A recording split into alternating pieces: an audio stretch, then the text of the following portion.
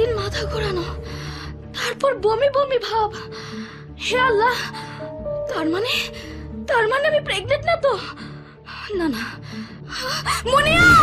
আরে বাবা, কতবার বলবো, এটা কখনোই সম্ভব না। যা হবার স্বপ্নে হয়েছে, তার জন্য বাস্তবে তুই প্রেগনেন্ট হবি কেন? তুই বললেই হলো। আমার কেমন জানি লাগছে। উফ, এখনো রিপোর্টটা আসছে না কেন? রিপোর্টগুলো আসছে। জি স্যার, জি স্যার।